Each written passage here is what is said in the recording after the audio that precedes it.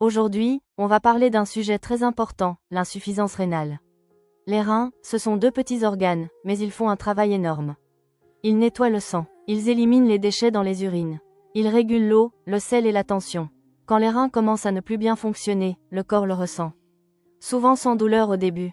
On parle d'insuffisance rénale quand les reins n'arrivent plus à filtrer correctement le sang. Il existe deux formes. Aiguë. Il apparaît brutalement, infection, déshydratation, médicaments mal utilisés.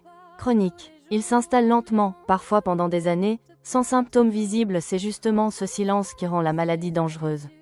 Beaucoup de personnes vivent avec une insuffisance rénale sans le savoir. Mais certains signes doivent attirer l'attention.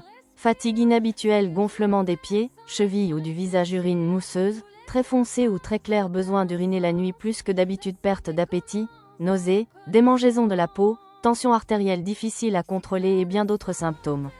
Si plusieurs de ces signes sont présents, il faut consulter. Certaines personnes doivent être encore plus vigilantes. Les personnes diabétiques, celles qui ont de l'hypertension. Les personnes qui prennent souvent des médicaments sans avis médical. Les personnes ayant des antécédents familiaux de maladies rénales. Prévenir, c'est déjà protéger ses reins. Au moins une fois par an, demandez à votre médecin traitant que vous voulez faire un bilan pour connaître l'état de santé de vos reins.